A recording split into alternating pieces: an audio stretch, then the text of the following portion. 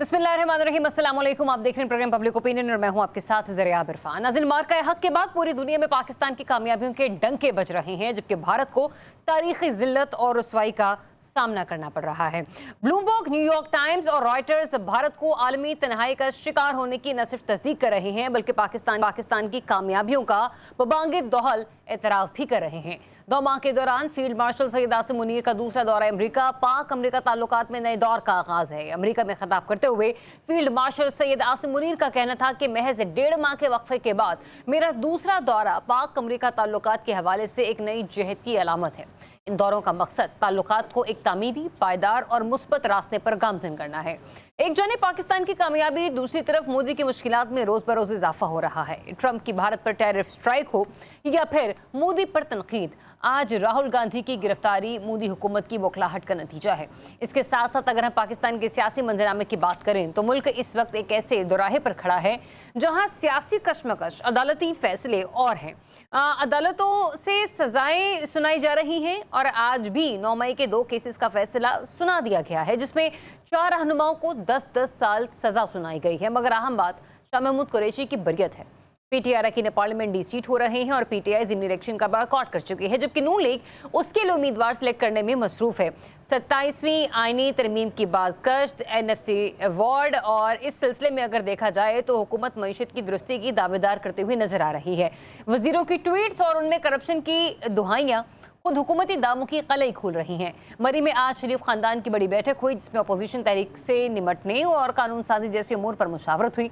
इसके साथ साथ राना सनाउल्लाह ने पाकिस्तान तहरीक इंसाफ से 14 अगस्त को एहतजाज मुलतवी करने की अपील कर रखी है। क्या अब भी हुकूमत और अपोजिशन में मुज़ाकरात मुमकिन है या नहीं? क्या अब भी कोई रास्ता निकल सकता है? होने क्या जा रहा है? इन तमाम चीज़ों पर मुझे ज्वाइन कर रहे हैं सीनियर सहाफ़ी तजज़ियाकार रिजवान रज़ी साहब, अनवर रज़ा साहब, ज़मीर हैदर साहब और ब्रिगेडियर रिटायर्ड हारिस नवाज साहब भी प्रोग्राम में मेरे साथ शामिल गुफ्तगू होंगे। सबसे पहले बात कर लेते हैं आज पाकिस्तान तहरीक इंसाफ के उन मामलात और हालात के हवाले से कि जहां पर हम ये देखते हैं कि हालात उनके लिए कभी खुशी और कभी गम वाले हैं, क्योंकि 9 मई के मुकदमात में जहां शाह महमूद कुरैशी साहब को बरियत की खुशखबरियाँ मिल रही हैं, वहीं पर हम दूसरी तरफ ये देखते हैं कि यास्मीन राशिद साहिबा हों, आलिया हमजा हों, एजाज चौधरी हों, उमर सरफराज चीमा साहब हों, इनकी 10-10 साल की जो कैद की सज़ा है उनमें और बढ़ोतरी नजर आती है। इसी के बरक्स अगर हम ज़िमनी इलेक्शन को देखें तो जहां पर एक तरफ पाकिस्तान तहरीक इंसाफ बानी पीटीआई के मुताबिक इलेक्शन का बॉयकॉट करेगी, तो वहीं पर ज़िमनी इलेक्शन में जाने के लिए, चूंकि उनके वालिद साहब की वफ़ात हो चुकी है, इसलिए वो ओहदा खाली है, वो सीट खाली है। मैं हमाद अज़हर साहब की बात करें तो NA 129 से उनके कागजात नामजदगी मंजूर हो चुके हैं, जो कि जनरल इलेक्शन में आपको याद होगा मंजूर नहीं हुए थे। तो इस वक्त सिचुएशन क्या है पाकिस्तान तहरीक इंसाफ के लिए, और क्या शाह महमूद कुरैशी साहब की बरियत इस बात की अक्कासी करती है कि कहीं ना कहीं कोई डील है या फिर कोई ढील है? रज़ी साहब, अब बिहाइंड द सीन चल क्या रहा है? क्या इसे कहा जा सकता है शाह महमूद कुरैशी साहब को जो मिलने वाली ढील है ये किसी डील का नतीजा है? देखिए, मेरा नहीं ख्याल और मैं समझता हूँ कि इस हुकूमत एक तरह से कामयाब है इस हवाले से, या मौजूदा जो निज़ाम इस सल्तनत को चला रहा है कि वो इस तरह के फ़ैसलों के ज़रिए पीटीआई की सफ़ों में एक तशकीक पैदा कर देता है। वो एक दूसरे की तरफ शक की नज़रों से देखना शुरू कर देते हैं कि ये कोई डील किसी की हो गई है इसलिए उसकी बरियत हो गई है। अगर हम इसको मेरिट पे देखें तो मैं आपसे अर्ज़ करूं कि वाहिद शाह महमूद कुरैशी साहब हैं जिन्होंने अपना मुकदमा पूरी संजीदगी से लड़ा। अच्छा। इस पूरे पस मंज़र के अंदर उन्होंने अपनी डॉक्यूमेंट्री एविडेंस सबमिट की, सारा कुछ किया, जबकि बाकी जो इसमें आज जो पिनलाइज हुए हैं, जेल के अंदर जो हैं या जेल से बाहर हैं, उनका सारा जो फोकस था वो TLP पे रहा। मतलब TLP से मुराद है कि व्यूज़ लेने पे रहा कि रिहाई हो जाएगी, उसके बाद बयानात हो जाएंगे हमारे सोशल मीडिया और मीडिया के ऊपर हम आना शुरू हो जाएंगे। एक बात, जब जहाँ तक जिस वाक़े में सज़ा हुई है वो थाना जो है शादमान, वो पीटीआई के मरकज़ी सेक्रेटेरिएट से चंद मीटर के फासले पे वाक़ है। और जो लोग बच्चे हमारे जो रिपोर्टर्स हैं जो वहाँ पे मौजूद थे, वो इस बात के रावी हैं कि अगर यहाँ पे प्रॉपरली रोक लिया जाता, जब थाने की तरफ आए हैं एहतजाज करने और फिर थाने के अंदर घुस गए और पुलिस का स्टाफ वहाँ से पीछे हट गया या भाग गया, आप कह दें दूसरे अल्फाज के अंदर, तो जो कंप्यूटर वगैरह वहाँ पे जो थाने का पूरा होता है, थाने में वैसे होता क्या है एक दो कंप्यूटर ही होते हैं जिनके ज़रिए वो उन्होंने FIR वगैरह ऑनलाइन डालनी होती है, वो सारा उठा के ले गए। अब इसमें बाकी तो ठीक था, लेकिन वो जो वहाँ पे थाने के जो CCTV लगे हुए थे, कैमरास लगे हुए थे, उन्होंने उनकी फुटेज रिकॉर्ड कर ली। और इनमें से दो एक मुल्ज़मान ऐसे भी हैं जिनके वकला मेरे करीबी दोस्त हैं। अच्छा। किसी ज़माने में मुझसे पढ़ते भी रहे हैं यूनिवर्सिटी में। तो उनसे मैंने पूछा बड़े बेतकल्लफ अंदाज के अंदर कि आप अपने मुवक्किल को तो बचा लेंगे। तो उन्होंने कहा कि जो डॉक्यूमेंट्री एविडेंस है उसमें तो चांस बहुत कम है। मैंने कहा जी डॉक्यूमेंट्री एविडेंस क्या है? तो उन्होंने कहा जो वीडियोस हैं। मैंने कहा वीडियो जो हैं वो तो PTI चैलेंज करती फिर रही है कि आप वीडियो दिखाएं।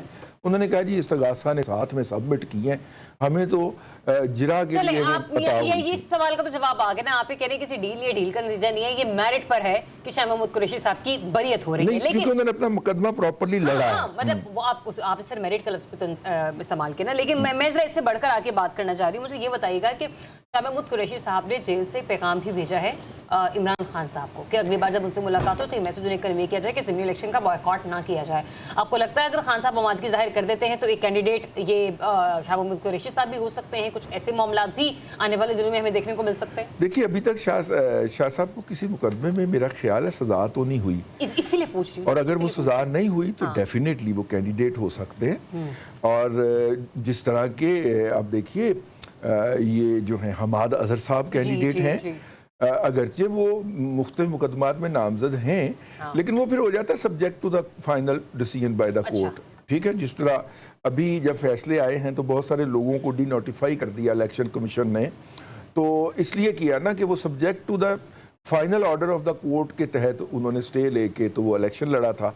और जैसे ही उस मुकदमे का फैसला आया इलेक्शन कमीशन ने आओ देखा ना तो फौरी तौर पर डी नोटिफाई कर दिया। हालांकि अदरवाइज डी नोटिफिकेशन के लिए स्पीकर का बाकायदा रेफरेंस ज़रूरी होता है, लेकिन उसका उन्होंने इंतज़ार ही नहीं किया, उन्होंने ये इसके ऊपर अमल दरामद कर दिया। तो ये भी उसी कैटेगरी के अंदर लड़ लेंगे। लेकिन मुझे एक बात की बड़ी हैरत हुई है कि हमाद अजहर साहब के कागजात नामजदगी पे पिछली दफ़ा तो PMLN ने इतराज़ किया था, इस दफ़ा उन्होंने कोई इतराज़ ही नहीं किया। घर जाकर ताज़ियत कर आए हैं। अब असेंबली में खामोशी हुई। मैं इसको हरगिज़ क्रिटिसाइज नहीं कर रही हूँ, बहुत अच्छा अमल है, ऐसा होना चाहिए, लेकिन कहीं ना कहीं हमाद अजहर के लिए नरम गोशा है। अब चाहे वो उनके वालिद साहब की सूरत में हो, क्योंकि उनके बड़े खिदमात रही हैं पाकिस्तान से PMLN में रहे हैं। हाँ, मैं वही कह रही हूँ ना, उनके खिदमात रही हैं, तो बाज़ औक़ात ये मामला भी हो सकते हैं। बहरहाल ब्रिगेडियर साहब हमारे साथ मौजूद है। ब्रिगेडियर साहब मुझे ये बताइएगा कि इस वक्त ऑप्शंस क्या है पाकिस्तान तहरीक इंसाफ के लिए बदगली से निकलने के लिए? क्योंकि ये बात मैं आपसे इसलिए भी कर रही हूँ कि आज सीनियर सहाफ़ी अंसार अब्बासी साहब, उनकी एक खबर भी, उन्होंने कहा कि शायद कहीं ना कहीं इमरान खान की आमादगी है हुकूमत से मुज़ाकरात के लिए, लेकिन शर्त यह है कि उसे एस्टेब्लिशमेंट की हिमायत हासिल हो, और अगर ऐसा होता है तो वो एस्टेब्लिशमेंट की किसी नुमाइंदे से मिलने को भी राजी बाजी हैं ताकि फ्लेक्सिबिलिटी का मुजाहरा किया जा सके। और इसी सूरत हाल में अगर हमाद अजहर इलेक्शन लड़ लेते हैं और फिर शाह महमूद कुरैशी साहब के लिए भी कोई ना कोई राह हमवार हो जाती है, चूंकि बरियत पे बरियत के फैसले आ रहे हैं उनके हवाले से, तो आपको लगता है पाकिस्तान तहरीक इंसाफ की बागडोर अगर आगे चलकर ये सियासी शख्सियात के हाथों में पहुंचती हैं तो हालात उनके लिए आसान हो सकते हैं? देखिए, शाह महमूद कुरैशी जो हैं ये बड़े मॉडरेट किस्म के और बैलेंस, समझदार, बड़े ज़ीरक किस्म के पॉलिटिशियन हैं। और वो आपने देखा होगा, उन्होंने कभी, मैंने नहीं देखा कि उनको लूज़ ज़बान इस्तेमाल की हो, सोच समझ के बात करते हैं और पार्टी के लिए कारआमद हो सकते हैं। There is no doubt about it. Depend ये करता है कि उनका, क्योंकि अभी दोनों केसेस में क्लियर हुए हैं, डिपेंड करता है कहाँ से इलेक्शन लड़ते हैं, कैसे इलेक्शन लड़ते हैं। लेकिन बात वही है कि पीपल्स पार्टी, ये PTI को भी एक बात समझने की ज़रूरत है कि आप अपोजिशन पार्टी को हुकूमत की पार्टी से बात करनी चाहिए। आप जब बार बार एक बात करते हैं कि आपने उनके सोशल मीडिया पे भी देख लें, फिर आप जो है वो कभी इस्टेब्लिशमेंट के ख़िलाफ़ बात भी बोल देते हैं, उनको एंटेगनाइज भी कर देते हैं, बात भी उनसे करना चाहते हैं, तो इस तरह बात नहीं बनती है। आप डायलॉग स्टार्ट करें। पहले देखें, आपको चाहिए कि आप हुकूमत से बात करें, अपना नुक्ता नज़र बताएं, वटेवर आपकी रिजर्वेशन हैं अब हाँ में वो बताइए। अगर आप समझते हैं कि उनके पास पावर नहीं है तो दैट, फिर एक आई वुड से कि एक हाइपोथेटिकली बात करेंगे, दे हुकूमत विल गो टू एस्टैब्लिशमेंट और कह जी ये PTI का नुक्ता नज़र है, उसके ऊपर कहीं ना कहीं जाके मसला हल हो जाएगा। डायरेक्ट बात करने से यू एम्बेरस एस्टैब्लिशमेंट। इसका मतलब है कि एम्बेरसमेंट इज फायरिंग शॉट्स और इसमें embarrassment is running the government. There is no democracy in the country. That is what I am saying it कि आप सीधा रास्ता इस्तेमाल करें, आप जाएं असम्बली को फॉल करें, नेशनल असम्बली में जाएं, वहाँ तो नुकसान बताएं और उसके साथ आप कहेंगे we are ready to dialogue. बल्कि मैं तो ये कहूँगा इस वक्त एक ऑल पार्टी कॉन्फ्रेंस की बड़ी सख्त ज़रूरत है। जो बाजौड़ के हालात चल रहे हैं आपके सामने, जिस तरीके से अभी मसूम यहाँ पर सर, आप कौन सी वाली ऑल पार्टीज कॉन्फ्रेंस की बात कर रहे हैं जिसमें तमाम मुल्की ऑपोजिशन और हुकूमती जमातें हों, या फिर क्योंकि अभी कुछ रोज पहले ऑपोजिशन इत्तेहाद की ऑल पार्टीज कॉन्फ्रेंस हुई थी लेकिन बड़ी इमाजत के साथ उन्हें तो कोई जगह भी नहीं मिल रही थी सर, कोई एक सहन भी असर नहीं था। I am talking about all parties जिसमें गवर्नमेंट भी की पार्टी गवर्नमेंट भी हो और तमाम अपोजिशन पार्टीज हों। ये जो बाजौड़ का जो एक इस तरह का जो मसला चल रहा है KPK में, जब कभी कि अलियन गौडा कहते हैं जी कि हमें वहाँ पर फौज नहीं चाहिए, हाँ। शंदाना कहती हैं जी हमें फौज ऑपरेशन नहीं चाहिए, कैसर कहते हैं हमें वहाँ पर फौज नहीं चाहिए। तो you need to develop national consensus, it's a very serious issue. और उसमें जब APC में बैठेंगे तो कई चीज़ें जब हुकूमत और अपोजिशन बैठेगी, PTI बैठेगी, वहीं से कहीं ना कहीं आइस मेल्टिंग शुरू हो जाएगी एंड देन यू इसको डेवलप फर्दर कर सकते हैं। गवर्नमेंट और PTI आपस में बैठ के मुज़ाकरा शुरू कर दे, but you have to take a step forward. अगर आप यही करेंगे कि आप 14 अगस्त को हमने स्पॉइलर मारने हैं, इसको किसको फ़ायदा? देखिए आप इसको मार के हक के बाद, बयान मरसूस के बाद पूरी कौम इसको सेलिब्रेट करना चाह रही है। हम इंडिया को मिर्चें लगाना चाह रहे हैं, उसको बता रहे हैं, उसको तकलीफ देना चाह रहे हैं, उसको पता चले कि हम विक्ट्री मना रहे हैं, वी आर द विक्टर। जब हम ये बातें करना चाहते हैं तो क्या PTI को इस वक्त ये करना चाहिए? क्या इसकी ज़रूरत है? चलिए जो बात आप कर रहे हैं ना ब्रिगेडियर साहब, जो बात आप कर रहे हैं यही बात एक और हुकूमती सियासी अहम शख्सियत ने भी की है, राना सनाउल्लाह साहब ने। वो क्या गुफ्तगू फरमा रहे से सुनते हैं। 13 कर लें, 15 कर लें, 16 कर लें, लेकिन 14 ना करें, चूंकि मार्का हक के बाद ये कौम जो है जश्न आज़ादी भरपूर तरीके से सेलिब्रेट करना चाह रही है। ज़मीर हैदर साहब, यहाँ पे मैं 2-3 चीज़ें कनेक्ट करके आपकी तरफ आना चाह रही हूँ। एक तो ये कि जो मैंने मुज़ाकरात के हवाले से बात की अंसार अब्बासी साहब की खबर को कोट करके, फिर उससे पहले मैं रिज़ी साहब से बात कर रही थी शाह महमूद कुरैशी साहब की बरीअत और हमाद अज़हर के कागजात नामजदगी मंजूर होने के हवाले से। इस सिलसिले में अगर कोई ऐसा क्या कहते हैं फैसला कर लेती है PTI बिलखुसूस इमरान खान साहब कि ना 14 अगस्त नहीं, 13, 15, 16 में से कोई भी एक डेट ले लेते हैं, तो आपको लगता है कि जो रियासत कहीं ना कहीं अगर थोड़ी बहुत नरमी दिखा रही है, मुमकिन है कि उसका दिल जो है वो थोड़ा सा और वसी हो जाए, थोड़ा सा और अच्छे फैसले जो है वो पाकिस्तान तहरीक इंसाफ के हक में आना शुरू हो जाए और फिर मीनवाइल पाकिस्तान तहरीक इंसाफ खुद को मुनज़्ज़म तरीके से लेकर आगे बढ़ सकती है, क्योंकि 9 मई की सजाएं तो हो रही हैं पैरेलल। देखिए, एक तो सबसे बड़ा इशू यही है ज़रा आपके जो 9 मई की सज़ाएं हो रही हैं उसकी वजह से बहुत बेचैनी पाई जा रही है। अब शाह महमूद कुरैशी साहब को ये दूसरा मुकदमा है 9 मई के हवाले से जिसमें बरीयत मिल गई है, लेकिन बाकी लीडर्स को जो 10 से 11 हैं उनको भी सज़ाएं हो गई हैं, 2-3 को 5-5 साल और बाकियों को 10-10 साल। तो ये एक बहुत मेरे ख्याल में बाइस तशवीश है पाकिस्तान तहरीक इंसाफ में, जिसकी वजह से वो चाहते हैं कि जी थोड़ा सा अपना पावर शो दिखाएं। लेकिन ये बात फैक्ट है कि 14 अगस्त जो है वो, आज मैं सुन रहा था असद कैसर साहब कह रहे हैं कि जी उसके हवाले से भी एक वाज़े तौर पर जो है डिसीजन आएगा, लेकिन वो कहते हैं कि जी हम पाकिस्तान से हैं, हम पाकिस्तानी हैं, पाकिस्तान हमारा है। अब ये उनको बताना पड़ेगा कि 14 अगस्त को क्या है, पाकिस्तान के लिए रैली है या इमरान खान साहब की रिहाई के लिए या पॉलिटिकल माइलेज लेने के लिए। तो ये मैं समझता हूँ कि ये 14 अगस्त को उनको इतना कोई ज़रूरी नहीं है। 14 अगस्त को वो तमाम पाकिस्तानियों के साथ मिलकर यौम आज़ादी सिर्फ मनाएं, वो ज़्यादा बेहतर है बजाय इसके कि जी वो सड़कों पे निकलें और एक एहतजाज करें कि जी उनका लीडर जेल में है या जो भी है कि जी हमारे। लेकिन ज़मीर हैदर साहब, राना सनाउल्लाह साहब ने बड़ी अधूरी सी गुफ्तगू की, या शायद क्या पता एंकर पर्सन ने आगे सवाल भी पूछा हो कि राना सनाउल्लाह साहब इस बात की गारंटी देते हैं कि अगर ये एहतजाज ही रैली 13 को निकलती है, 15 को निकलती है, 16 को निकलती है, तो 13 को होती है तो 12 की रात को गिरफ्तारियां नहीं होंगी, 15 को होती है तो 14 की रात को गिरफ्तारियां नहीं होंगी, 16 को होती है तो 15 की रात को गिरफ्तारियां नहीं होंगी। पॉलिटिक्स में कोई चीज हतमी नहीं होती है, इसकी कोई गारंटी नहीं दे सकता कि जनाब हो सकता है। अभी आपने अभी खुद कहा कि जो है पैगामात ऐसे भी आ रहे हैं कि जी मुज़ाकरात किए जा सकते हैं, लेकिन इस्टेब्लिशमेंट की पूरी 100% बैकिंग हो, हमें पता हो कि हम जिनसे मुज़ाकरात कर रहे हैं वो इतना ताकत रखते हैं कि वो जो भी फैसले करेंगे तो वो इम्प्लीमेंट होंगे। तो बात ये ज़रूरी नहीं है कि हो सकता है कि अगर मुज़ाकरात की तरफ बात चल पड़े तो फिर शायद ना हो, पकड़ धकड़ ना हो, इनको एक पुरअमन एहतजाज की इजाज़त भी मिल जाए, जो कि अभी तक ये खुद नहीं ऑर्गेनाइज कर पा रहे हैं।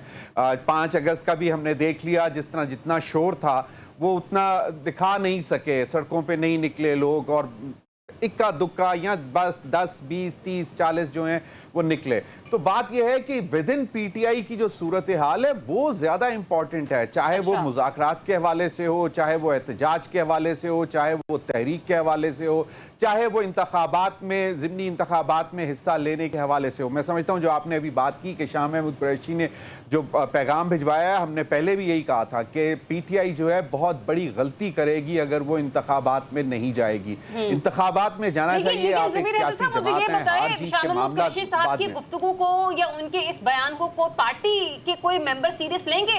क्योंकि बैरिस्टर गौहर साहब, मुझे नहीं याद पड़ता कोट लखपत गए हों, उनसे जाके मुलाकात करके आए हों। सलमान अकरम नजर साहब, मुझे नहीं याद पड़ता गए हों, उनसे जाके मेल मुलाकात करके आए हों। इसके अलावा भी अलमीन गंडापुर, वो जाके नहीं आज तक शाह महमूद कुरैशी से मिलकर आए। तो कौन उनके इस बयान को संजीदा लेगा? बानी पीटीआई तो चले बात की बात है ना, वहां तो मैसेज कन्वे किया जाएगा जब कोई इस काबिल समझेगा उनके इस मैसेज को। देखें, ये अगर नहीं करेंगे तो पीटीआई का अपना लॉस है। शाह महमूद कुरैशी का अपना एक स्टेचर है, वो एक मंझे हुए सियासतदान है, वो चीज़ों को बेहतर तरीके से लेकर चल सकते हैं। और मैं नहीं समझता कि ये जितने नाम आपने लिए इनसे यकीनन शाह महमूद कुरैशी का कद बहुत बड़ा है, बहुत ऊंचा है। और पीटीआई की लीडरशिप को और ख़ास तौर पर बानी पीटीआई, उनको भी इन चीज़ों को अहमियत देने की ज़रूरत है। लास्ट एक कमेंट मुझे बताइए, आपको कहीं ना कहीं शाह महमूद कुरैशी साहब बानी पीटीआई के लिए शहबाज शरीफ साहब या वो रूप धारते हुए या उस अवतार में नजर आते हैं कि वो उनके लिए एस्टेब्लिशमेंट से कोई गुंजाइश निकालने का सबब बन सके? देखिए, मुझे ये नहीं समझ आती है कि ये पाकिस्तान तहरीक इंसाफ की जो तान है अल्टीमेटली इस्टेब्लिशमेंट पर जाकर क्यों टूटती है। बड़ी सिंपल सी बात है, आप एक सियासी जमात हैं, आपको सियासी लोगों से ही बात करनी है और वहीं से कोई हल निकलेगा। हाँ, अगर वो समझते हैं कि वही राउट कर सकते हैं इन मुज़ाकरात को टूवर्ड्स इस्टेब्लिशमेंट, कि अगर वहाँ पे कोई नाराज़गी है या किसी बात पर, ख़ासतौर पर 9 मई के मामला, क्योंकि वो एक रेड लाइन डिक्लेयर की गई है 9 मई के वाक़यात के बाद, तो वहाँ पे अगर कोई नरमी अगर निकलवा सकती है तो वो हुकूमत निकलवा सकती है, सियासी जमातें निकलवा सकती हैं, लेकिन उसके लिए एक रवैया दिखाने की ज़रूरत है। और वो पीटीआई में माजरत से अभी जो लीडरशिप बाहर है आपने उनको तो यहाँ पर उसमें नजर नहीं आता। 9 मई के मामलात में नरमी का रवैया, अनवर रज़ा, ये पॉइंट बड़ा ही इंपॉर्टेंट है। आपको लगता है कि चूंकि शाह महमूद कुरैशी साहब एक ऐसी वाहिद सियासी शख्सियत हैं, अब तक की जितने भी बड़े रहनुमाओं जो कि कैद में रहे हैं उनमें एक वाहिद वो है कि जिनकी बरीत के हवाले से फैसले आ रहे हैं, तो कहीं ना कहीं उन लोगों के हवाले से भी फैसले आ रहे हैं। चले खान साहब ये भी कह सकते हैं कि ठीक है, ये बरी हो रहे हैं, इन्हें सजाएं मिल रही हैं, तो चले आए डायलॉग करें, बात करें, बैठे, कुछ ना कुछ निकल सकता है। और लगता है कि आपको सर, क्या शाह महमूद कुरैशी साहब अगर वाकई बरी होकर बाहर आ जाते हैं, रिहाई यकीनी हो जाती है, उनका पॉलिटिकल रोल आपको कुछ नजर आएगा? और दूसरा ये भी, मुज़ाकरात की कोई गुंजाइश आपको नजर आती है उनके रिहाई की सूरत में? हाँ या नहीं, दोनों सूरतों में आपका तबसरा क्या होगा? अनवर रज़ा। ज़रिया, बहुत शुक्रिया। देखिए, पहली बात तो ये है कि पाकिस्तान तहरीक इंसाफ की जो जेलों से बाहर क़यादत है, जो पार्लियामेंट के अंदर मौजूद है, जो वकला हैं, जो उनके ख़ानदान के लोग हैं, उन्होंने तो अपनी कोशिशें करके देख ली, अब तक तो वो बेसूद साबित हुई हैं। शाह महमूद कुरैशी साहब की जो आपने बात की, डेफिनेटली उनके मरासिम बहुत अच्छे रहे हैं और अब भी हैं इस्टेब्लिशमेंट के साथ। अगर वो इन तमाम मुकदमात से बरी होकर बाहर आते हैं, पार्लिमानी सियासत में हिस्सा लेते हैं, पार्लियामेंट का हिस्सा बनते हैं, तो डेफिनेटली पाकिस्तान तहरीक इंसाफ मुज़ाकरात का अमल शुरू कर सकती है। वो बड़े समझदार, बड़े मिच्योर सियासतदान हैं और उनके तमाम पॉलिटिकल पार्टीज़ में सियासी मरासिम हैं। बात शुरू होगी। जो आप बात करती हैं इस्टेब्लिशमेंट की, देखिए बानी पीटीआई का ये खदशा बिल्कुल दुरुस्त है कि उन्हें ताकतवर हलकों से भी बात करने की ज़रूरत है, लेकिन वो इनडायरेक्टली कर सकते हैं। अब वो शायद बिल्कुल ठीक आए हैं पॉलिटिकली कि हमें सियासी गवर्नमेंट के साथ बात करनी चाहिए, लेकिन उसके साथ साथ ऐसे लोग जो फैसला साज हैं उनकी आमादगी भी बहुत ज़रूरी है जिसका वो इजहार कर रहे हैं। वो तभी मुमकिन होगी जब शाह महमूद कुरैशी जैसे लोग, परवेज़ इलाही जैसे लोग जो हैं वो फ्रंट लाइन पर आएंगे, वो मुज़ाकरात का आगाज़ करेंगे। इस कैपेसिटी में उनके अंदर ये कैपेसिटी मौजूद है। आप अलीमा खान साहिबा को देख लीजिए, बैरिस्टर गौहर को देख लीजिए, सलमान अकरम राजा को और बाकी दीगर नामों को देख लीजिए। ये लोग तो खुद अपने अंदर इत्तफाक पैदा नहीं कर सकते, इन्होंने मुज़ाकरात की बात क्या करनी है। एक और बड़ी इंपॉर्टेंट बात, आप राना सनाउल्लाह साहब की जो बात कह रही हैं ये बड़ी अहम बात है, आप इसे कोई मामूली बात ना समझिए। देखिए वो इसलिए ये बात कर रहे हैं ताकि पाकिस्तान तहरीक इंसाफ में अल्हम्दुलिल्लाह बहुत ज़्यादा जज्बाती लोग हैं, अकल से आरी लोग हैं, वो इसलिए ये बात कर रहे हैं 14 अगस्त को आप ये जलसे जुलूस ना कीजिए, ताकि ये करेंगे कि राना सनाउल्लाह ने कहा है, पॉलिटिकल पार्टी ने कहा है, इसमें कोई साजिश होगी और ये करेंगे। हालांकि अगर पॉलिटिकली देखा जाए तो इनको 14 अगस्त का दिन मुंतखब नहीं करना चाहिए, 14 अगस्त के बाद ये अपनी तहरीक की बात करें। देखिए तो मेरा सवाल फिर वही दोहराऊंगी अनवर रज़ा, क्या राना सनाउल्लाह की अगर एक बात मान लेती है पाकिस्तान तहरीक इंसाफ, तो क्या वो उनसे ये मुतालबा कर सकती है कि आप गारंटी लेते हैं कि हमारे कारकुनान की गिरफ्तारियां नहीं होंगी, हमारे रहनुमाओं के घरों पे छापे नहीं मारे जाएंगे? उस सिलसिले में राना सनाउल्लाह साहब का जवाब क्या होगा? अब ये राना सनाउल्लाह साहब ने हुब्बे अली में नहीं, बुग़्ज़े माविया में ये स्टेटमेंट दिया है। आप जरा समझिए, उन्हें पता है कि पाकिस्तान तहरीक इंसाफ जो है उनकी क़यादत सियासी गलतियां करने में बड़ी जुदे तुला रखती हैं। वो हर नए आने वाले दिन में वो कोई ना कोई गलती ज़रूर करते हैं। ये बात उन्होंने क्यों कर की है कि इसलिए कि ये बात मानेंगे नहीं और ये 14 का दिन रखेंगे। एक तो उन्हें ये समझने की ज़रूरत है। दूसरी बात जो आप बात करिए, देखिए ये मैंडेट इस गवर्नमेंट के पास नहीं है कि पॉलिटिकल कारकुनान को ये बेल आउट कर दें, उनको अरेस्ट ना किया जाएगा। ये मैंडेट इनके पास नहीं है। ये ऑर्डर कहीं और से आते हैं जो उन्होंने सिर्फ इंप्लीमेंट करने हैं। देखिए राना सनाउल्लाह तो तब ये बात कर सके अगर प्राइम मिनिस्टर ये इस बात की गारंटी दे सकते हो, तो फिर तो बात आगे बढ़ेगी। राना सनाउल्लाह साहब इस बात की गारंटी हरगिज़ नहीं दे सकते कि वो कारकुनान को अरेस्ट नहीं करवाएंगे। लिहाजा अब पाकिस्तान तहरीक इंसाफ को अपना रास्ता खुद इख्तियार करना है। उन्होंने पॉलिटिकली अपने इस रास्ते को बनाना है। वो कौन कर बनाएगा? मुझे लगता यह है कि शाह महमूद कुरैशी, परवेज़ इलाही जैसे लोगों को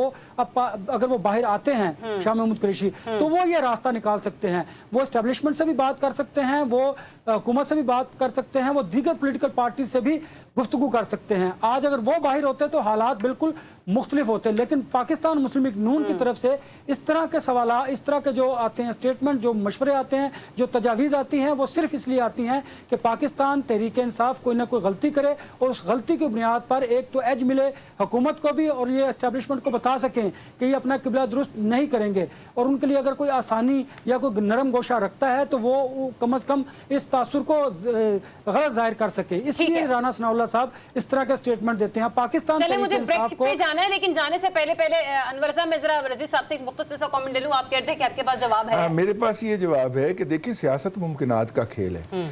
आप राना सनाउल्लाह की जो सियासत है उसको उन्हीं पे उलट दें। पीटीआई कहे कि हम 14 को पाकिस्तान की आज़ादी का दिन मनाएंगे और हम जो है वो मार्का हक के अंदर फतह मनाएंगे। जाहिर है जब पार्टी जुलूस निकालेगी तो पाकिस्तान के झंडों के साथ साथ अपने झंडे भी लेके आएगी। आप ये तजर्बा करके देख लें, हुकूमत को रोकने की जरूरत नहीं होगी आपको। आप कहें कि हम ये जुलूस निकालेंगे 14 के दिन और हम इस सेलिब्रेशन के लिए निकालेंगे, करके देख ले, ट्राई करके देख ले। ये वाला क्लिप जो है ना रज़ीज़ साहब का, आपने लाजमी निकलवाना डिजिटल मीडिया को, टीम को कह के, ठीक है, और ये पीटीआई की सोशल मीडिया टीम को भी अपने भेजना ताकि किसी न किसी तक के खान साहब तक पहुंचे। रज़ीज़ साहब क्या मशवरा क्या दे रहे हैं आप? ये करके तो देखें। चलिए एक ब्रेक लेते हैं, ब्रेक के बाद जब वापस आएंगे तो हुकूमत जो इस वक्त थरथली मची हुई है ख्वाजा साहब के बयान के बाद, वो कोई आसान सा मामला तो है नहीं। बहरहाल बहुत सारी चीज़ें पाकिस्तान मुस्लिम लीग नून के अंदर जो कि इस वक्त चल रही हैं, और ऐसे में एक मीटिंग भी हुई है, एक इजलास भी शायद गालिबन अभी भी जारी है डोंगा गली मरी की तरफ, और खुद इसको लीड कर रहे हैं, चेयर कर रहे हैं मियां नवाज शरीफ साहब। कुछ अहम फैसले हो रहे हैं। क्या फैसले हो रहे हैं? सबसे पहले तो मैं खबर लूंगी अनवर रज़ा से, फिर जो अंदर की खबर है वो मैं लूंगी रज़ी से। Stay tuned. Welcome back once again. I will be very quick in this segment. Pakistan Muslim League Noon के हवाले से बात करेंगे, जिसकी एक अहम बैठक आज हो रही है मरी डोंगा गली के मकाम पर। जो नवाज शरीफ साहब है वो इसे लीड कर रहे हैं। इंतहाई इंपॉर्टेंट इजलास है, इसमें बहुत सारी चीज़ें डिस्कस हो रही हैं। इससे पहले कि मैं उन चीज़ों का जिक्र करूं, मैं ज़रा चाहूँगी क्योंकि अनवर रज़ा इस्लामाबाद में मौजूद है। अनवर रज़ा, क्या इत्तलात हैं, क्या खबरें हैं, हुआ क्या है आज वहाँ पर, किन किन चीज़ों के हवाले से बातचीत हो रही है? ज़रियाब मरी के ठंडे मुकाम पर बड़ी गर्मा गर्म एक मीटिंग हुई है, बल्कि जारी अभी। मियां मोहम्मद नवाज शरीफ से चेयर कर रहे हैं, प्राइम मिनिस्टर भी हैं, मरियम भी हैं, बहुत सारे इंपॉर्टेंट लोग हैं। और इस मीटिंग में सिर्फ इंतखाबी जो ज़मीनी इंतखाबात हैं वो डिस्कस नहीं हो रहे, मुल्क की जो सियासत है, इकानमी की सिचुएशन है और बहुत सारे जो ताकतवर हल्के हैं उनके मुतालिक गुफ्तगू की गई है और बातचीत की जा रही है। मियां मोहम्मद नवाज शरीफ साहब ने अपने दामाद कैप्टन सफदर को कहा है कि आप ज़रा पार्टी को मुनज़्ज़म कीजिए, तंजीम साजी कीजिए, ये टास्क उन्हें दिया है। ये पता नहीं वो पूरा कर पाते हैं तलहार नहीं। चौधरी को नहीं मिलना चाहिए था? वैसे तो उन्हें मिलना चाहिए था, लेकिन वो रियल तंजीम साजी चाह रहे हैं। अच्छा। वो ताकि पोलिटिकली तंजीम साजी की बात हो रही है। और जो दूसरी बात है कि चची और भतीजी के दरमियान जो इख्तलाफात हैं उस पर अभी भी बात हुई है, लेकिन वो सिर्फ 3 से 4 फैमिली के जो लोग हैं, उसमें इसाक डार साहब थे, नवाज शरीफ साहब, मरियम थी, शबाशी साहब थे और इसाक डार साहब और कैप्टन सफदर मौजूद थे। वो गुफ्तगू हो रही है और बहुत सारी चीज़ों पर गुफ्तगू हो रही है। जो पाकिस्तान तहरीक इंसाफ के मुकदमात हैं उन पर बातचीत की जा रही है। पार्लियामान के अंदर जो उनके लोग मौजूद हैं उनके मुतालिक गुफ्तगू की जा रही है। KPK के मुतालिक गुफ्तगू की जा रही है। जो ऑपरेशन है बलोचिस्तान और KPK के अंदर, वो उस पर भी मोहसिन नकवी बातचीत की साहब जा को रही है। वजीर आजम बनाने वाला जो फॉर्मूला है उसके ऊपर बातचीत हो रही है कि नहीं? डेफिनेटली वो बड़े परेशानी का आलम होगा इनके लिए। देखिए वो बात भी इनके दरमियान होगी, लेकिन बहुत सारे जो कोर इश्यूज हैं इस वक्त नेशनल इंटरनेशनल, उस पर बात हो रही है। और जो फील्ड मार्शल आसिम मुनीर साहब का दौरा अमेरिका 1.5 माह के दौरान उस पर भी बातचीत की गई है। जो मुल्क के कोर इश्यूज हैं उन पर बड़ी डिटेल गुफ्तगू की जा रही है। कुछ कि इजलास का एलामिया क्या मंजर आम पर आता है जैसे ये बैठक खत्म होती है? क्योंकि लेकिन ज़रियाब एलामिया तो वो होगा ना जो मीडिया के लिए होगा, लेकिन जो इनसाइड चीजें ना वो बहुत सारी इंपॉर्टेंट है जो डिस्कस की जा रही हैं। देखते हैं उसका नतीजा आने वाले दिनों में क्या होगा। चलो इनसाइडर स्टोरी में रज़ी साहब से भी ले लेती हूँ। अक्सर मरीम नवाज साहब रीट्वीट कर रही होती हैं रज़ी साहब की खबरों को, पसंद करती हैं। रज़ी साहब मुझे ये बताएं कि ये तलाल चौधरी साहब ये कैप्टन सफदर साहब को तंजीम साजी का जो मामलात है वो सौंपे गए हैं, जब एहसन इकबाल मौजूद हैं उस मीटिंग में, ख्वाजा आसिफ मौजूद हैं, दीगर और सीनियर साहिबान मौजूद हैं। सर ये टास्क उनको क्यों नहीं दिया जा रहा? डेफिनेटली उन्हें दिया गया होगा। इनमें से पहले जो है, अगर आपको याद हो तो सेक्रेटरी जनरल नामजद किया गया था ख्वाजा साद रफ़ीक साहब को, वो भी उस मीटिंग में है। लेकिन फिर उन्होंने इस ओहदे से माजरत कर ली थी इलेक्शन हारने के बाद। उन्होंने कहा था किसी मुंतखब शख्स को आप पार्टी का सेक्रेटरी जनरल बनाइए। और लेकिन बहरहाल डॉक्टर साहब जो हैं, अपना कैप्टन साहब जो हैं, वो उनकी फैमिली के तो हैं ना। दूसरी बात ये है कि मेरे पास जो इतला है कि वो नवाज शरीफ साहब मौजूदा जो सजाएं हैं उनके अमल से एग्री नहीं कर रहे, और जो ये PTI को मिलने वाली PTI को मिल रही हैं या मिलने वाली हैं, वो उससे एग्री नहीं करते। और नतीजे के तौर पे उन्हें मोहसिन नकवी फिर वाला फिर दिखाया गया। साहब से हजम नहीं हो रही है। नहीं ना, वो मतलब कि मेरे पास जो इतला है, कल मैं एक जिम्मेदार शख्स से मिल रहा था कि वो इस बात को नापसंद करते हैं या नापसंद कर रहे हैं, तो फिर उन्हें मोहसिन नकवी वाली खबर छोड़ के तो बताया गया कि हम फिर अपने दीगर ऑप्शन पे भी जा सकते हैं। क्योंकि मैं पूछने गया था कि ये मोहसिन नकवी साहब वाला क्या ऑप्शन है, तो उन्होंने कहा कि बुनियादी तौर पर वो मियां नवाज शरीफ साहब का डिस्प्लेयर जो है उसको रिप्लाई किया गया है जो उन्होंने इस सजाओं के ऊपर दिया है। ठीक है, एक तो ये बात हो गई।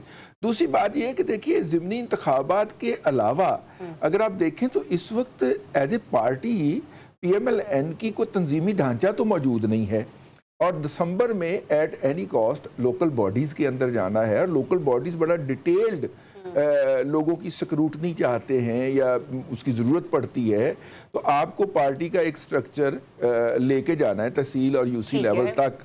तो इसलिए वो वाला उन्होंने जो है, जिसे कहना चाहिए कि एक फैमिली मेंबर को उन्होंने ये जिम्मेदारी दी है, टास्क सौंपा है। सही। तो मुझे लगता है कि थोड़ा सा बहुत सारी चीज़ें डिस्कस हुई हैं, थोड़ा सा ये भी डिस्कस हुआ है। सही। ज़मीर हैदर साहब मुझे ये बताइए, ख्वाजा आसिफ साहब जो पिछले हफ्ते उन्होंने उधम मचाया सोशल मीडिया पर, जाहिर सी बात है उसके लिए 1-on-1 उनकी मुलाकात भी हुई नवाज शरीफ साहब से। आज जो बड़े सेन माइंड्स बैठे हुए हैं मरी में, आज उनमें से ख्वाजा आसिफ साहब खुद भी हैं, मरी बीबी भी वहीं पर मौजूद है, नवाज शरीफ साहब खुद भी वहां पर मौजूद हैं। तो सर आपको लगता है कि ये मामला डिस्कस होगा, और डिस्कशन में जो ख्वाजा आसिफ साहब के इस्तीफे के हवाले से बातें चल रही थी वो भी डिस्कशन में आएगी? अब समझ नहीं आ रहा है ये मामला कहाँ पर जाकर रुकेगा। नाराजगी भी सुना है कुछ हलकों से सामने आ रही है, ऐसा हो सकता है? देखिए, एक तो ये मेरे ख्याल में इस बात को अब रूल आउट कर देना चाहिए, क्योंकि वो जो भी इस पर फैसला होना था वो हो चुका हुआ। ख्वाजा आसिफ साहब की जो प्रेजेंस है वो ये इस बात को बिल्कुल स्टैम्प करती है कि वो इस्तीफा नहीं दे रहे, वो वहाँ पे ही हैं। लेकिन ये जो कैप्टन सफदर वाली बात है, एक तो ये कि बड़ी खुशाइन बात है। मुझे जहाँ तक याद पड़ता है कि काफ़ी अरसे बाद एक अच्छी पॉलिटिकल बड़ी गैदरिंग जो कि जहां पे कोई फैसला साजी हो रही है, वहां पे कैप्टन सफदर को बुलाया गया है। कैप्टन सफदर साहब मौजूद हैं। हाँ। जी, और दूसरा ये कि जो मुझे लगता है, मेरा ख्याल है, क्योंकि इसमें ज़िमनी इंतखाबात के मामलात हैं, फिर सेनेट की जो 2 सीटें हैं उनके भी मामलात हैं, मुझे लगता है कि कैप्टन सफदर अब चाहते हैं कि वो दोबारा पार्लियामेंट में नज़र आएँ। तो वो भी कोई वजह हो सकती है कि उनको भी इस महफिल में बुलाया गया है, और अगर बादल नाखास्ता ही बुलाया गया है, लेकिन बुलाया गया है। और मेरा ख्याल है कि फैमिली के अंदर जो एक रिफ्ट है उसको ख़त्म करने के लिए ये ज़रूरी था कि कैप्टन सफदर को बुलाया जाए। और शायद, मुझे आई एम नॉट कन्फर्म, लेकिन मुझे लगता है कि शायद सेनेट या फिर ज़िमनी इंतखाबात में कहीं पे उनको एडजस्ट करने की भी बात हो सकती है। वरना मुझे सिर्फ तंजीमी, और क्योंकि ये लोकल बॉडीज़ हैं, मुझे तो PMLN के दौर में होते नजर नहीं आ रहे। लोकल बॉडीज इलेक्शन कभी भी नहीं करवाएंगे, इनकी अपने क्योंकि मरियम साहिबा खुद ही बल्दियाती निजाम के काम और अमूर करने में खासी इस वक्त जो है ना वो हमें इंटरेस्टेड नजर आ रही हैं, जिस तरीके से वो मामलात को लेकर आगे चल रही हैं। एनीवे, चलिए एक ब्रेक लेते हैं। ब्रेक के बाद जब वापस आएंगे तो बिलखुसूस मैं ब्रिगेडियर साहब आपके साथ डिस्कशन का आगाज़ करूंगी, क्योंकि बड़ा इंपॉर्टेंट सेगमेंट है ये हमारा। खारजी दिफाई एतबार से मुल्की सिक्योरिटी मामलात के हवाले से फील्ड मार्शल सैयद आसिम मुनीर साहब चूँकि अमेरिका के दौरे पर हैं और वहाँ पर उनकी पाकिस्तानी ओवरसीज़ से मुलाकात भी हुई है, और सिलसिले में जो उनकी खिदमात रही हैं पाकिस्तान के हवाले से गुज़िश्ता 6 माह के दौरान, जिस तरीके से इंटरनेशनल मीडिया उन्हें पोर्ट्रेट कर रहा है, उसके ऊपर भी डिस्कशन होना भी बहुत ज़रूरी है। Stay tuned. जी, वेलकम बैक वंस अगेन। नाज़रीन, ऐसे में जब फील्ड मार्शल साहब आसिम मुनीर साहब अमेरिका के दौरे पर हैं तो कुछ यहाँ पर इंटरनेशनल मैगजीन्स हैं और इदारे हैं कि जिनके हवाले से मैं यहाँ पे रिपोर्ट करना चाहूँगी। ब्लूमबर्ग कह रहा है कि पाक अमेरिका ताल्लुकात में बेहतरी का वाज़े इशारा है फील्ड मार्शल का दौरा अमेरिका। अच्छा, इस सिलसिले में ब्लूमबर्ग ये भी कहता है कि अमेरिका में फील्ड मार्शल आसिम मुनीर को बतौर ताकतवर शख्सियत देखा जाता है। न्यूयॉर्क टाइम्स की खबर है कि भारत आलमी सतह पर तन्हाई का शिकार हो चुका है, जबकि जो हमारा इदारा शुमारियात है वो इस सिलसिले में रिपोर्ट ही करता हुआ नजर आ रहा है कि पाकिस्तान और अमेरिका के दरमियान तजारती हुजूम में 16% इजाफा हुआ है। ब्रिगेडियर साहब, मुझे ये बताएगा, मार्का हक के बाद यूं तो पाकिस्तान ने बहुत सारी कामयाबियां समेटी हैं, यही वजह है कि इस बार जब हम अपनी 14 अगस्त को सेलिब्रेट करने जा रहे हैं, जश्न आज़ादी को सेलिब्रेट करने जा रहे हैं, तो वो हम मार्का हक और ऑपरेशन बुनियादी मरसूस के यूं कह लें कि अम्ब्रेला के नीचे उसे सेलिब्रेट करने जा रहा है। सर, जहाँ जहाँ पर पाकिस्तान की कामयाबियां हैं वहीं वहीं पर जो बैनुल अक़वामी मीडिया है वो फील्ड मार्शल साहब का जिक्र करते हुए थकता हुआ नजर नहीं आ रहा। कितनी बड़ी अचीवमेंट है ये पाकिस्तान के लिए, खारजी एतबार से, सिक्योरिटी एतबार से और डिफेंस पर्सपेक्टिव में?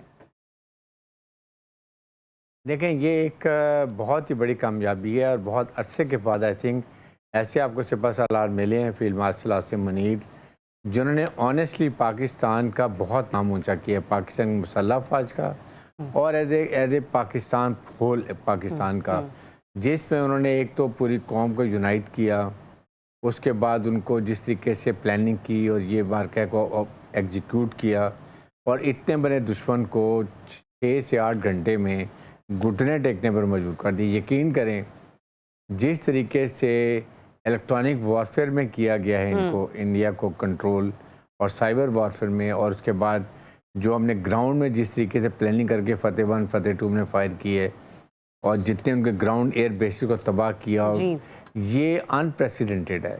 नोबडी वर्ल्ड को यकीन नहीं आता कि ये पाकिस्तान ने कर दी है ऑनेस्टली। और इसीलिए, और ये जाहिर है कि इसमें we give lot of credit chief of air staff also, लेकिन बेसिकली सारी प्लानिंग ये और फिर decision making it is all chief of army staff. और उसके बाद अब पूरी दुनिया इनको चीफ आर्मी स्टाफ को बुला रही है, आज फील्ड मार्शल आसिम मुनीर को हर जगह। अब सेकेंड टाइम ये वेस्टेड टेम्पा में, जहाँ पर जनरल माइकल कुरेला रिटायर हो रहे थे, उनकी वहाँ पर सेरेमनी बुलाया गया। नए सेंट्रल कमांडर जनरल कूपर हैं, उनसे मुलाकात हो गई, उन्होंने उनकी भी लिए भी तमन्नाएं की और ही होप के इंशाल्लाह उनके आने से भी हमारे मिलिट्री मिलिट्री रिलेशनशिप और बेहतर होंगे, उससे हम और ज़्यादा अंडरस्टैंडिंग डेवलप होगी। फिर जनरल उनके जो कि डैन हैं चीफ जॉइंट चीफ, उनको इनवाइट किया पाकिस्तान आने के लिए। ही वज़ीर कीन ये एक्सपेक्ट विजिट के सून आई विजिट पाकिस्तान। वहाँ पर बहुत ज़्यादा रास्ते खुल रहे हैं, उनकी थिंकिंग चेंज हो गई है अमेरिकन की। Honestly I am telling you, कभी आप सोच सकते थे कि इंडिया को उन्होंने बिल्कुल साइडलाइन कर दिया, स्क्वीज करके रख इंडिया दिया को वो अब ट्रम्प की तरफ आप देखिए कोई 32-33 दफा उन्होंने कह जी मैंने ये इंस्टॉलेशन कराई है 34 मरतबा। उसके बाद 3-4 दफा उन्होंने कहा 5 जहाज गिराए हैं, वो भी उन्होंने बात की है। और ये इमेजिन लगाए, ये अपने आप को खुद बदनाम करते हैं। उनका एयर चीफ कह रहा है हमने पाकिस्तान के 5 जहाज गिराए हैं। 3 महीने के बाद अगर एक एयर चीफ उठ के सोता हुआ आ जाए और ये statement they without facts and figure, without कोई प्रूफ, मेक एंड टाइप, कहाँ कोई उसका वीडियो, कोई सैटेलाइट कम्युनिकेशन, कोई डेब्रिज कोई हो, इमेजिन करें ये एयर चीफ की जो पूरी एयर फोर्स है इंडियन, वो अपने एयर चीफ के बारे में क्या इंप्रेशन रखते होंगे, आप मुझे ये बताइए। कितनी शर्मिंदगी की बात है कि ऐसा ये बात, इनको शर्म बिल्कुल नहीं आती। ऑनेस्टली मैं आपको बताऊं, इसलिए दुनिया ने अब इनके तरफ देखना छोड़ दिया है। आपने जो ये बात की ना, इसमें मुझे एक चीज याद आई। वीकेंड पर ही ये कुछ खबरें इस तरह की गर्दिश कर रहे थे। वो कहते हैं ना अक्सर के लड़ाई के बाद जो मुक्का आपको याद आए वो अपने मुंह पर मार लेना चाहिए।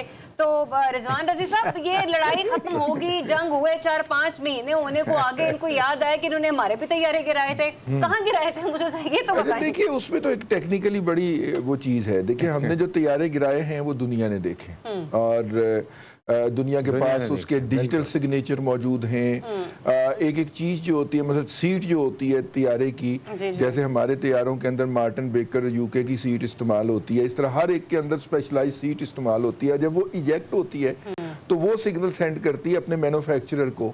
तो इंडिया के पांचों फेल के मैन्युफैक्चरर जो कि तैयारे तबाह हुए हैं, उनकी सीटों के सिग्नल उनके पास है, हमारे पास मौजूद है। हमारे औरंगजेब साहब ने, एयर वाइस मार्शल जो हैं, जो कि इस पूरे सिस्टम को फ्रंट से लीड कर रहे थे, उन्होंने बकायदा स्क्रीन के ऊपर डिस्प्ले करके दिखाया। ये तो बात है, और ब्रिगेड साहब ने पूरी डिटेल बता दी है। मैं दरअसल आज जो मिस रिपोर्ट किया जा रहा है उसके ऊपर एक प्रोपेगेंडा वॉर बिल्डअप हो रही है।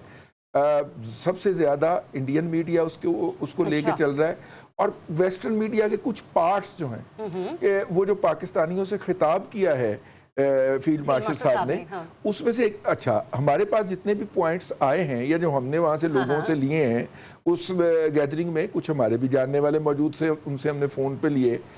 लेकिन वो जो रिपोर्ट कर रहे हैं कि फील्ड मार्शल साहब ने वहाँ पे धमकी लगाई है कि अगर पाकिस्तान के वजूद को, मेरे मुंह में खाक, कोई ख़तरा होता है तो हम पूरी दुनिया को लेके जाएंगे, मतलब कि न्यूक्लियर की धमकी दे दी है। और उसके ऊपर वो बिल्डअप कर रहे हैं कि देखिए पाकिस्तान एक रिस्पॉन्सिबल स्टेट नहीं है और न्यूक इसके हाथ में नहीं होने चाहिए। और वज़ारत ख़ारजा की तरफ से भी इसके ऊपर रिबटल आया, और ये काफी खौफनाक और बड़ी इंटेंस किस्म की कैंपेन इस वक्त है, और भारतीय मीडिया इसको लीड कर रहा है। बुनियादी तौर पे वो जो उन्होंने खाक चाटी है मैदान जंग के अंदर, वो इसको इधर से कवर करना चाह रहे हैं। आज के दिन की एक और खसूसियत कि आज के दिन बुहेरा अरब के अंदर नोटेम भी लिया हुआ है, और मजे की बात है कि ना सिर्फ इंडियन ने लिया हुआ है बल्कि पाकिस्तान नेवी ने भी ले लिया है 2 दिन का।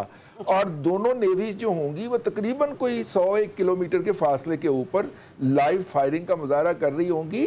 हमें जो है बुनियादी तौर पे आखिरी बात जो खाकसार की स्टोरी थी और अब इंडिया से कन्फर्म हो गई है कि पाकिस्तान इस 14 अगस्त को जो नया नक्शा जारी करेगा उसमें वो इलाके शामिल होंगे जो हमने 10 मई की सुबह तक इंडिया से छीने थे। सही। और परवीन साहनी ने मेरी इस खबर की तस्दीक कर दी है। और उन्होंने उसके ऊपर बाकायदा एक पॉडकास्ट भी किया है और अपना जाती व्लॉग भी किया है, हिंदी में भी और अंग्रेजी में भी। चलिए, मेरे पास लास्ट 5 मिनट्स है, मैं जरा जमीर साहब और उमर तरफ बढ़ना चाहूंगी। जमीर साहब, जब से अमेरिका और भारत में गैर एलानिया तजारती महाजराए का आगाज हुआ है, इस वक्त टेररिस्ट स्ट्राइक के बाद मोदी गवर्नमेंट जो है वो खासी बौखलाहट का हमें शिकार नजर आती है। लेकिन पाकिस्तान में ऐसे में हमारे पास कितने सुनहरी मौका है कि भारत पर 50% टैरिफ आयद होने के बाद हम अपनी एक्सपोर्ट को अमेरिका में किस हद तक बढ़ा सकते हैं? हमारे पास ऑप्शंस क्या हैं, किन किन सेक्टर्स में अवेलेबल है? देखें, प्रेसिडेंट ट्रम्प की एक स्टेटमेंट मैं आपको याद कराता हूं। उन्होंने एक वक्त में बोला था कि I love Pakistanis, they are very intelligent people, और जो वो गुड्स बनाते हैं वो भी ज़बरदस्त हैं। और उन्होंने ये इस बात का इजहार किया था कि हमें समझ नहीं आती कि हम उनसे फ़ायदा क्यों नहीं उठा रहे, हम क्यों नहीं ज़्यादा ख़रीद रहे पाकिस्तान से। तो पाकिस्तान के पास अपॉर्चुनिटीज़ हैं और बहुत मल्टीपल सेक्टर्स हैं जो कि बेनिफिट कर सकते हैं, टेक्सटाइल से लेके एग्रीकल्चर से लेकर फिर surgical instrument, sports goods and name, मतलब जो पहले पाकिस्तान दुनिया भर में नंबर 1 था एक्सपोर्टर इन सब चीज़ों का, वो दोबारा आप जो है वो कैश कर सकते हैं। और जिस तरह ही जो चीज़ अगर सराही जाती है, अमेरिका में अगर कोई मांगता है कि जी नहीं मुझे पाकिस्तानी ये चीज़ चाहिए, तो फिर रेस्ट ऑफ द यूरोप और वेस्ट जो है वो भी ये देखता है कि जनाब पाकिस्तान जो है वो इतनी अच्छी चीज़ें बनाकर अमेरिका भेज रहा है, तो वी शुड ऑल्सो बेनिफिट। तो एवेन्यूज बहुत सारे हैं और ख़ास तौर पर ये एक विंडो ऑफ अपॉर्चुनिटी के जहाँ पे इंडिया को टैरिफ स्ट्राइक जो आपने बोला कि 50% और फिर उसके बाद जो हालात इस वक्त बन रहे हैं, मैं तो समझता हूं कि फील्ड मार्शल आसिम मुनीर साहब का जो ये जो आप भी जो जिस दौरे पे हैं, ये भी एक स्लैप है इंडियन गवर्नमेंट के ऊपर, भारत के मुंह के ऊपर, कि जहां पर आपने एक जंग जबरदस्ती शुरू की और उसके बाद फिर आपको जो नुकसान उठाना पड़ा जो वो दुनिया ने देखा, और उसके बाद फिर जिस तरह अमेरिका आपका मजाक उड़ा रहा है भारत का कि जनाब आपने जो भी करना है कर लो, I see you as a dying economy, तो मैं ये समझता हूं कि एक बहुत बड़ी अपॉर्चुनिटी है और इसका इम्पैक्ट जो है वो पाकिस्तान की इकोनॉमी पे आएगा। अल्टीमेटली आपको बेनिफिट्स नजर आएंगे, आपका ट्रेड डेफिसिट कम होगा, आपका बैलेंस ऑफ ट्रेड इंप्रूव होगा, और जो खास तौर पर आप इतना ज्यादा डॉलर खर्च करते हैं चीजें इंपोर्ट करने का, तो उसको एक्सपोर्ट के जरिए आप ऑफसेट भी कर सकते हैं। तो ये एक बड़ी अपॉर्चुनिटी है, बहुत मल्टीपल सेक्टर्स हैं, लेकिन एक चीज जो बड़ी इंपॉर्टेंट है वो ये है कि इसको सस्टेन करने की जरूरत है।